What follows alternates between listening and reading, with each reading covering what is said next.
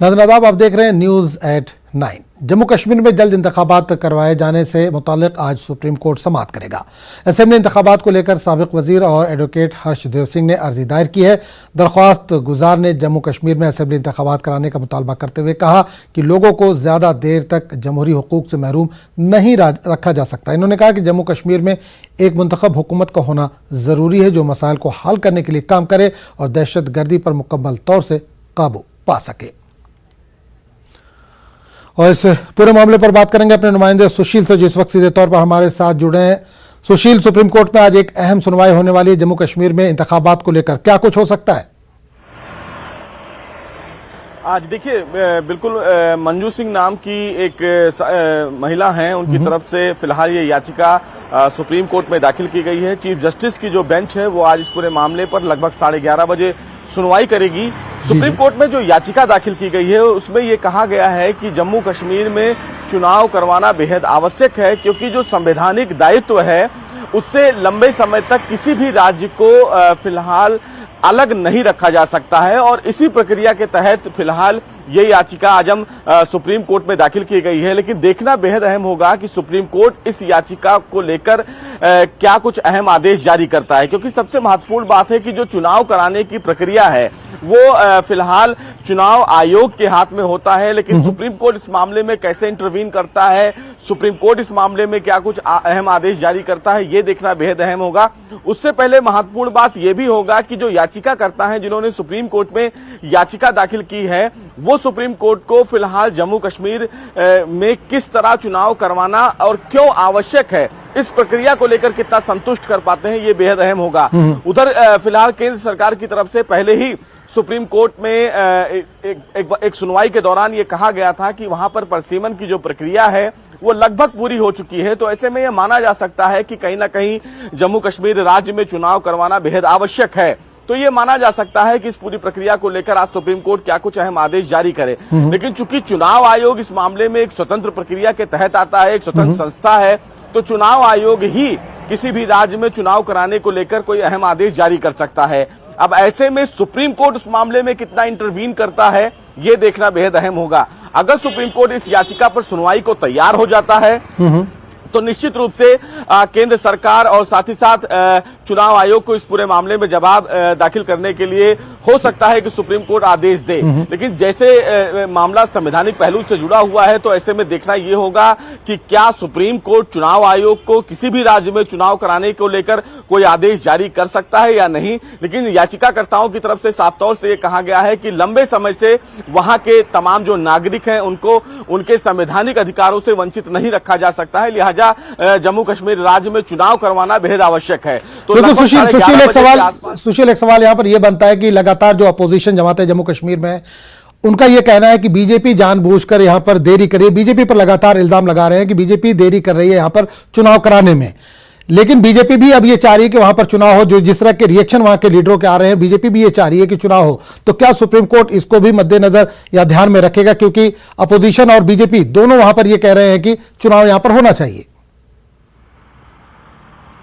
जी देखिए, आज हम ये समझने वाली बात होगी कि किसी भी राज्य में चुनाव कराने की सबसे बड़ी जो फिलहाल जिम्मेदारी होती है वो चुनाव आयोग की होती है। चुनाव आयोग किसी भी राज्य में फिलहाल ये तय करता है कि क्या वाकई उस राज्य में चुनाव कराने का जो टेन्योर है वो पूरा हो गया है, चुनाव प्रक्रिया चुनाव कराने को लेकर वहां पर व्यवस्थाएं क्या पूरी हो चुकी हैं, परसीमन क्या वहां पर क्लियर कर दिया गया है, सीटों का जो बंटवारा हुआ था क्या वो प्रक्रिया कंप्लीट हो चुकी है, वोटर लिस्ट को लेकर तमाम लोगों का जो वोटर लिस्ट बनना होता है क्या उस प्रक्रिया में चुनाव आयोग आगे बढ़ चुका है। तो इन तमाम मापदंडों को देखने के बाद ही चुनाव आयोग किसी भी राज्य में चुनाव को लेकर आगे बढ़ता है। तो ये कहीं ना कहीं तमाम राजनीतिक पार्टियों का आरोप प्रत्यारोप, ये उनका अपना व्यक्तिगत विषय होगा। लेकिन चुनाव आयोग किसी भी राज्य में चुनाव प्रक्रिया को लेकर कितना गंभीर है, ये देखना बेहद अहम होगा। और सुप्रीम कोर्ट उस मामले में कितना हस्तक्षेप कर सकता है, यह भी देखना होगा। तो आज जब सुनवाई होगी तो यह देखना बेहद अहम होगा कि सुप्रीम कोर्ट इस मामले में क्या कुछ अहम आदेश जारी करता है और याचिकाकर्ताओं की क्या दलील होती है सुप्रीम कोर्ट में, ये देखना अहम होगा। बिल्कुल सुशील, हमारे साथ बने रहिए। एक खबर पर और भी आपकी राय लेंगे। वो खबर दिल्ली हाईकोर्ट से जुड़ी है। दिल्ली हाईकोर्ट आज अलहदगी पसंद रहनुमा नईम अहमद खान की अर्जी पर समाअत करेगा। नईम अहमद खान ने अपने खिलाफ दर्ज यूएपीए के एक मामले में श्रीनगर में कुल जमाती हुर्रियत कॉन्फ्रेंस के दफ्तर को कुर्क किए जाने की निचली अदालत के हुक्म को चैलेंज किया है। तो सुशील, एक और अहम खबर है, दिल्ली हाईकोर्ट का आज मामला है नईम अहमद खान का, जो दफ्तर को अटैच करने का मामला है हुर्रियत का, इस ताल्लुक से सुनवाई है। इसकी सुनवाई कब से होगी और क्या कुछ निकल कर आ सकता है इसमें? जी देखिए, सबसे महत्वपूर्ण बात है कि नईम अहमद खान, जिनको 2017 में जांच एजेंसी ने गिरफ्तार किया था, तब से वो फिलहाल अभी तक फिलहाल वो जेल में बंद हैं। जांच एजेंसी की तरफ से ये कहा गया है कि उनके जो फिलहाल संबंध हैं वो सीमा पार जो बैठे तमाम आतंकी हैं या सैयद सलाउद्दीन और तमाम लश्कर के बड़े जो फिलहाल आतंकवादी संगठन हैं, उनसे उनके संपर्क फिलहाल देखे गए हैं और कुछ सबूत एनआईए को मिला है, जिसको लेकर फिलहाल जांच एजेंसी इस पूरी प्रक्रिया में जांच को लेकर आगे बढ़ रही है। लेकिन नईम खान की तरफ से यह कहा गया है कि जांच एजेंसी इस पूरे मामले में कोई भी पुख्ता सबूत लेकर फिलहाल आगे नहीं पहुंची है। लेकिन इससे पहले जो स्पेशल कोर्ट है एनआईए का, वहां से फिलहाल नईम अहमद की जो जमानत अर्जी है वो खारिज हो चुकी है। उनकी तरफ से दो विषय को लेकर फिलहाल दिल्ली हाईकोर्ट में याचिका दाखिल की गई है। पहला कि उनके खिलाफ जो यूएपीए की जांच चल रही है उसको रद्द किया जाए, साथ ही साथ जो फिलहाल हुर्रियत कॉन्फ्रेंस का जो ऑफिस है जिसमें संपत्ति को अटैच किया गया है, वो फिलहाल संविधान के नियमों का कहीं ना कहीं उल्लंघन करता है। लिहाजा इन दोनों प्रक्रियाओं पर फिलहाल सुनवाई की जाए।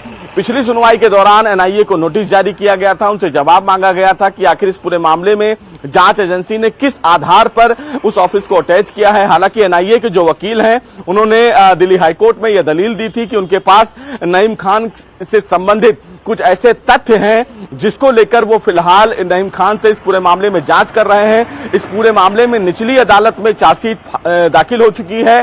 चूंकि नईम खान भारत में कहीं ना कहीं जो आपसी सामंजस्य है उसको बिगाड़ने की कोशिश कर रहे थे, उनको सीमा पार लोगों से पैसा मिल रहा था, जिसकी वजह से वो भारत की अखंडता और संप्रभुता को एक बड़ा झटका दे सकते थे। लोगों को रिक्रूट कर रहे थे कि भारत में किस तरह हिंसा की जाए, कश्मीर का माहौल किस तरह खराब किया जाए। लेकिन नईम खान की तरफ से यह कहा गया है कि वो लगातार कश्मीर के हित में काम करते रहे, लोगों की हमेशा मदद करते रहे, लेकिन जांच एजेंसी ने कहीं ना कहीं सबूतों के अभाव में उनको गलत तरीके से डिटेन किया और उसके बाद उनको अरेस्ट किया। तो किस आधार पर अरेस्टिंग हुई है ये आज फिलहाल एनआईए को बताना है, और जो संपत्ति फिलहाल अटैच की गई है उसके पीछे की वजह क्या है, किस आधार पर संपत्ति अटैच की गई है, उसकी जानकारी आज दिल्ली हाईकोर्ट में एनआईए को देनी है। संभवतः ये माना जा सकता है कि लगभग 2 और 2:30 बजे के आसपास इस पूरे मामले पर आज हम दिल्ली हाईकोर्ट सुनवाई करेगी। देखना बेहद अहम होगा कि नईम खान की इस याचिका पर एनआईए किस तरह विरोध करती है और उसके बाद दिल्ली हाईकोर्ट का इस पूरे मामले पर क्या कुछ रुख रहता है। बिल्कुल, चलिए, बहुत बहुत शुक्रिया सुशील इस तमाम जानकारी के लिए।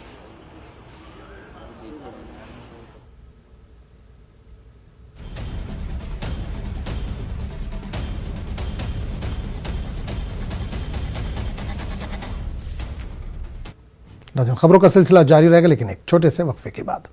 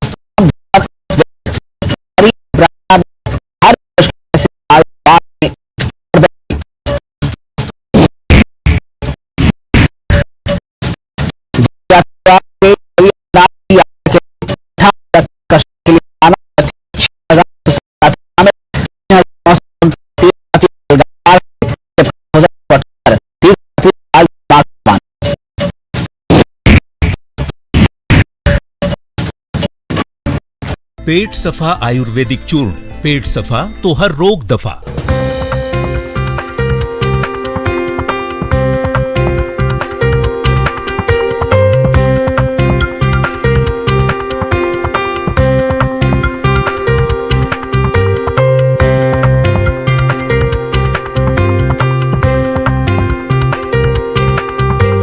Headlines presented by पेट सफा आयुर्वेदिक चूर्ण, पेट सफा तो हर रोग दफा।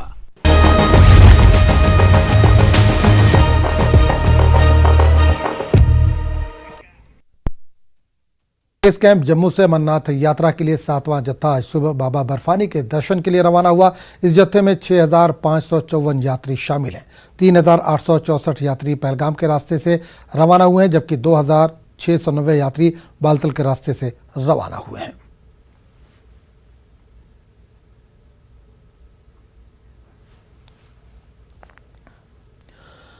जम्मू कश्मीर के director general of police Dilbag Singh ने बालतल बेस कैंप का दौरा किया और कैंप में रखे गए सिक्योरिटी इंतजाम और दीगर सहूलियात का जायजा लिया। इन्होंने श्रीनगर से बालतल तक के रास्ते में सिक्योरिटी का भी मुआयना किया। इनके साथ डीवी कॉम कश्मीर श्री विजय कुमार बदूरी और एसएसपी गांदरबल निखिल बोरकर और जिला गांदरबल के दीगर अफसरान मौजूद थे। अपने दौरे के दौरान डीजीपी ने बालतल और रास्ते में लॉजिस्टिक इंतजाम का भी जायजा लिया और मौसलाती इंतजामात के अलावा यात्री गाड़ियों के लिए पार्किंग की सहूलियात का भी मुआयना किया। इन्होंने सीसीटीवी कैमरों, ड्रोन्स और इजाफी इक़दामात का भी जायजा लिया।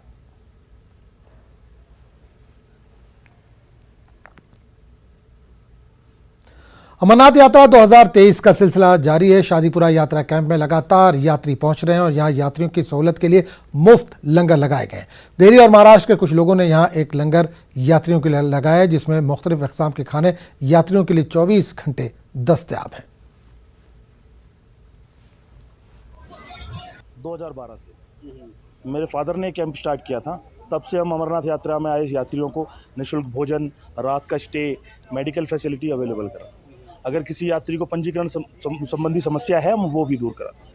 जितनी यात्रियों की सेवा हो सकती है वो हम सुबह ब्रेकफास्ट, शाम को डिनर, इवनिंग टी वगैरह सब उपलब्ध कराते हैं जी। कुछ यात्री होते हैं जिनके पास सारी सुविधाएं नहीं होती, वो खरीद के खाना नहीं खा सकते। हम इसलिए यात्रियों को कम खर्चा हो, वो आराम से बाबा बर्फानी के दर्शन कर सकें, इसलिए हम यहाँ पे हर साल लंगर लेके आते हैं। यहाँ पे आपने कहा कि जब मैं आया था यहाँ पे कुछ था नहीं, कुछ भी नहीं था जी। तो उस हवाले से थोड़ा सा बताएं। नहीं, गवर्नमेंट ने हमारे लिए बेटरमेंट के लिए बहुत काम किया है, लंगरों को बहुत सुविधा दी है। पहले इधर वॉशरूम वगैरह नहीं थे, गवर्नमेंट ने पक्के वॉशरूम बना के दिए, शेड के लिए अच्छी व्यवस्था की है, डस्टबिन है, साफ सफाई रहती है। यहाँ पे 37 डिपार्टमेंट हैं जो हमारे लिए काम कर रहे हैं, यात्रियों की सुविधाओं के लिए काम कर रहे हैं। गवर्नमेंट ने बहुत हमारा हेल्प कोलैबोरेशन में किया। आप काम कर रहे हैं बिल्कुल बिल्कुल, लोकल लोगों के साथ वो भी बहुत अच्छे हैं और गवर्नमेंट से बड़ा अच्छा कोलैबोरेशन है हमारा। कुछ कहना चाहेंगे यात्रियों से जो आ रहे हैं? यात्रियों से कहेंगे आप बाबा बर्फानी का नाम लेके आगे आएं और आपकी सुविधा के लिए हम यहाँ उपस्थित हैं। तो मैम आप बताएं थोड़ा सा कहाँ से हैं? मैं महाराष्ट्र से हूँ। पिछले 12 साल से मैं एज ए ट्रैवल एजेंट हूँ, लेकिन मैं हर साल आती थी। भारत के कई राज्यों के यहाँ भंडारे हैं। हमारा महाराष्ट्र सबसे आगे इंडिया में होके इसमें पीछे था, इसलिए मैंने भैया के साथ सेवा शुरू की है और लगातार करना चाहती हूँ। तो अभी कैसा लग रहा है? अभी अच्छा लग रहा है और सभी सभी यात्री करी हुए हैं, इनको भी महाराष्ट्रियन खाना खा के वो खुश है बहुत। तो क्या महाराष्ट्रियन क्या यहाँ पे बन रहा है? अभी आज हमने उपीट बनाया है, सवेरे हमने इडली, चटनी और ये बनाया था, मिसल बनाई थी। रोज डेली एक महाराष्ट्र की अलग अलग वैरायटी बना रही है, जो यहाँ के लोगों को पता नहीं थी, वो अभी दिख रही है, उनको भी पसंद आ रही है और सारे लोग खुश है वो खा के। लोकल से आपने यहाँ पे कैसा सपोर्ट मिल रहा है? नहीं, पिछले 12 साल से वैसे भी मैं लोकल्स के साथ जुड़ी हूँ, तो यहाँ के लोकल सब अच्छे हैं, दिखाते हैं सब जगह, लेकिन उसमें और इसमें बहुत फर्क है। और हम ये लंगर जो महाराष्ट्र से अभी नया चालू किया हुआ, हम 4 लेडी है, उन्होंने किया है। मेरे साथ जो खाना बनाने को मासिया है वो भी 4 बाकी लेडी आई है, ये वो दोनों है। अच्छा। तो आपको अच्छा लग रहा है यहाँ पे? हाँ, मुझे पहले से कश्मीर से प्यार है। अच्छा। और हाँ, इसके जैसे मैं यहाँ पे फंसा हुआ हूँ। कल जाने का प्लान मतलब कल छोड़ेंगे तो कल जाने का प्लान है। आप कहते हैं कि फंसे हुए हैं, लाइक यहाँ पे फंसे मतलब हाँ वो तो है, आपको जाना है। फंसे मतलब हम लोग ऐसे कोई कैद में नहीं है, ऐसे कोई फैसिलिटीज किस तरह की है? फैसिलिटी बहुत अच्छी है, सिर्फ यस एंजॉय कर रहे हैं। लेकिन आधा ध्यान इधर आधा ध्यान उधर हमारा है, क्योंकि हमारा 6 बजे का एरोप्लेन का बुकिंग है, इस वजह से हम लोग थोड़ा सा दिक्कत में है। चलिए, बहुत बहुत शुक्रिया बात करने के लिए। तो नाज़रीन, आपने जाना जिस तरह से यहाँ पे हमने यात्रियों से भी बात की, तो ये अलग अलग स्टेट से यहाँ पे लंगर लगा रहे हैं, यात्रियों की खिदमत करते हैं और इस तरह से यात्री भी बहुत खुश हैं। वो कह रहे हैं कि इनका भी शुक्रिया अदा कर रहे हैं, कह रहे हैं कि बहुत अच्छी सर्विसेज यहाँ पे मिल रही हैं। तो कुल मिला के अगर देखें तो जिस तरह से ये लंगर वाले यहाँ पे लोग आ रहे हैं, भंडारे वाले लोग आ रहे हैं और गवर्नमेंट का भी यहाँ पे अच्छा खासा रोल है, अलग अलग डिपार्टमेंट्स यहाँ पे यात्रियों की खिदमत में लगे हुए हैं। न्यूज़ 18 के लिए बांडीपुरा से साजिद रसूल।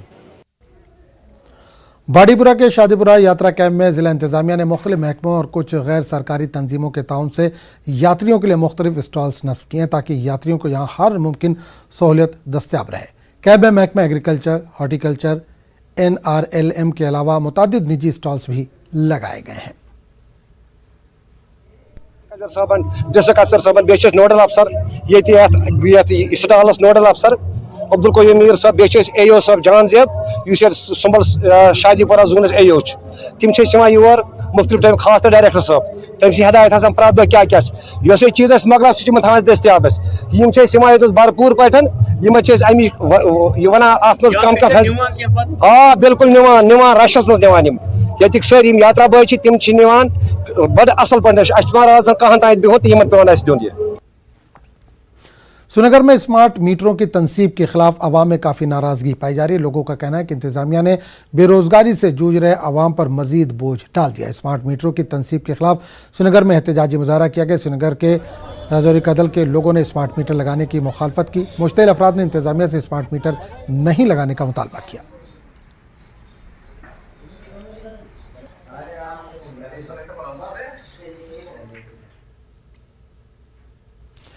बीरवा के रेडसन में पीने के पानी की किल्लत से अवाम परेशान है। तवील मसाफत तय करने के बाद पीने का पानी मिल रहा है। इलाके में पीने के पानी की सप्लाई का कोई इंतजाम नहीं, जिसकी वजह से अवाम को मुश्किलात पेश आ रही हैं। मुकामी लोगों का कहना है कि मुतल्लिका महकमा और पंचायती नुमाइंदे अवाम को बुनियादी सहूलियात की फराहमी में पूरी तरह से नाकाम हो गए। मुकामी लोगों ने पीने के पानी की फराहमी का इंतजामिया से मुतालबा किया।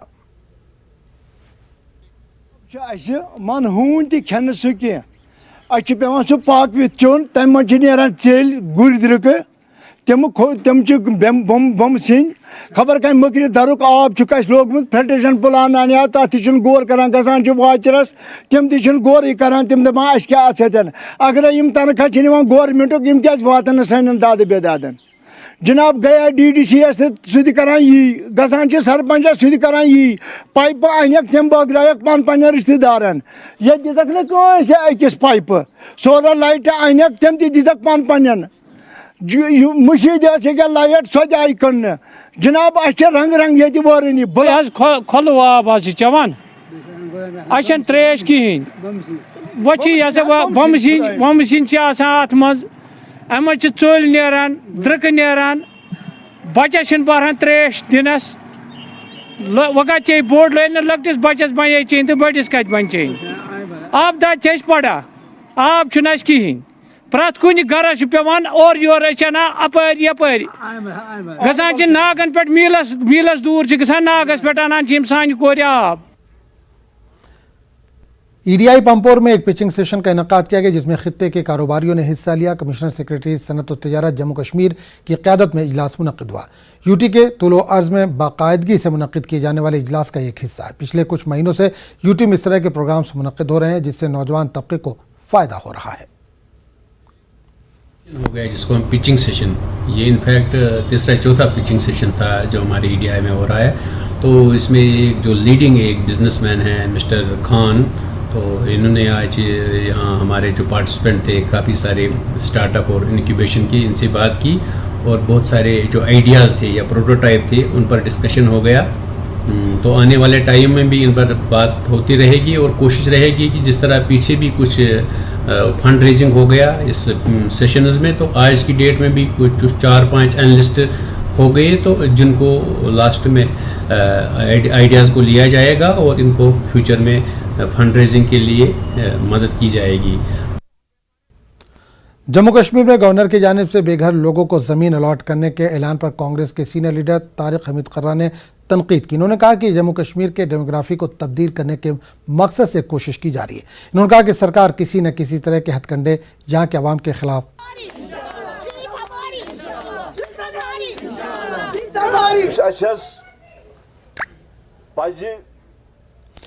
सुप्रीम कोर्ट में दफा 370 की सुनवाई के सिलसिले में हमारे नुमाइंदे मुनीर हुसैन की जानिब से पूछे गए एक सवाल के जवाब में तारिक हमीद ने कहा कि एक उलझन पैदा हो गई क्योंकि जिस अर्जी पर सुनवाई हो रही है उसकी अर्जी गुजार शाह फैसल के मुताबिक इन्होंने पहले ही अपनी अर्जी वापस ले ली है।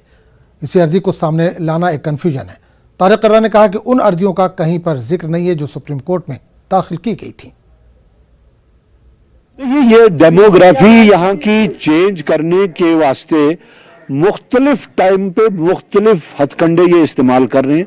मुद्दा मकसद इनका ये है कि जम्मू कश्मीर की डेमोग्राफी को चेंज किया जाए और जो आर्टिकल 370 को हटाना और 35A को हटाना जो है, ये सिर्फ इतना ही नहीं है कि ये नेशनल इंटीग्रेशन वगैरह वगैरह, ये ऑलरेडी इंटीग्रेटेड ही था, सारा कुछ मेन स्ट्रीम चल रही थी यहाँ पे, लेकिन ये सिर्फ यहाँ की डेमोग्राफी के साथ खिलवाड़ करने का एक तरीका है। टैक्सी यूनियन मेडर के सद कफील खान ने ड्राइवरों के हमरा मीडिया कर्मचारियों से बात करते हुए ट्रैफिक पुलिस के आला अफसरान से अपील की कि जो गाड़ियां बगैर परमिट के चल रही है इनके खिलाफ कार्रवाई की जाए। इन्होंने कहा कि कई ड्राइवर ऐसे हैं जो गाड़ियां तो चला रहे हैं पर इनके पास लाइसेंस तक नहीं है। माध्यम से एसडीपीओ ट्रैफिक जो है नवाज साहब है, मैं उनसे रिक्वेस्ट करूंगा कि ये विदाउट परमिट जो गाड़ियां हैं जिनका कोई ठिकाना ही नहीं है, ये गाड़ियां गैर कानूनी वायलेशन करती हैं, आप इनके साथ सख्त कार्रवाई करें, नहीं तो हमें मजबूरन जो है रोड पे आना पड़ेगा। दूसरा, मैं आपके माध्यम से ये रिक्वेस्ट करूंगा एसडीपीओ मेंढर शाहजहान भट्ट साहब से और एसएचओ मेंढर साजिद बानिया साहब से कि ये प्राइवेट गाड़ियों ने हमारे ये परमिट वाले जो लड़के हैं इनकी बहुत जान सताई हुई है। एक तो इनके पास परमिट नहीं है, इंश्योरेंस नहीं है, फिटनेस नहीं है और विदाउट लाइसेंस जो है गाड़ी चला रहे हैं बच्चे, और माइनर बच्चे गाड़ियां चलाते हैं। किराया जिस वक्त ओवर चार्जिंग करते हैं, कहते हैं परमिट वाला जो गाड़ी वाला है वो ओवर चार्जिंग करता है। तो आपके माध्यम से मैं यही रिक्वेस्ट करूंगा कि इनके खिलाफ सख्त से कार्रवाई की जाए। हम डेली गाड़ी भरते हैं, नकलीको वाले आके गाड़ी भर के चले जाते हैं, हम कहाँ जाएं? हम दिन का लाख लाख रुपए दिन का साल का भरते हैं, हम कहाँ से लाएंगे पैसे और कहाँ से देंगे लोगों को? ऐसे जाकर रास्ते में उठा के मारते हैं लोगों को, इको वाले ड्राइवरों को मारते हैं। लोग जो भी जाते हैं वो बोलते हैं हमने स्पेशल आई हुई है, तो हम कहाँ जाएं? जिसको पूछो वही बोलता है नहीं स्पेशल है, सवारी खुद की होती है, घर की होती है, बोलते हैं नहीं जी स्पेशल है हमारी गाड़ी, तो हम कहाँ जाएं? हमको कोई दे या फील साहब कुछ बोले हमारे लिए। सीआरपीएफ 162 बटालियन ने डीपीएल कुपवाड़ा में रीजनिंग डे मनाया। इस मौके पर एक पुरवकार तकरीब का इनेकाद किया गया। तकरीब में जवानों और अफसरान ने रंगारंग तमद्दुनी प्रोग्राम भी पेश किया और 20 साल मुकम्मल होने पर खुशी मनाई। इस दौरान कमांडिंग अफसर विंदु कुमार और दीगर अफसरान मौजूद थे। इस मौके पर कमांडिंग अफसर विंदु कुमार ने कहा कि ये दिन सीआरपीएफ के लिए खुशी और तारीखी दिन है। इन्होंने कहा कि सीआरपीएफ अमन के साथ आवाम के साथ रिश्तों को मजीद मुस्तहकम बना रही है। तकरीब में जवानों और अफसरान ने देशभक्ति के गीत पर रक्स किया। भावना होती है जिसकी वजह से हम हर जगह केवल इसी अपने इवेंट में ही नहीं बल्कि हर जगह पे, चाहे वो सेक्शन लेवल पे कोई ड्यूटी मिलती हो, चाहे प्लाटून लेवल पे या कंपनी लेवल पे, इसी टीम भावना की वजह से हम जीतते आए हैं। सीआरपीएफ का नाम सदैव बुलंदी पे है। ये आपकी जो स्पिरिट है, आपकी जो जोश, आपका जो क्या कहते हैं कि उसको एनर्जी है, वो वाकई में काबिल तारीफ है। तो इस बुलेटिन में फिलहाल इतना ही। अगले बुलेटिन में आपसे फिर मुलाकात होगी। आदाब।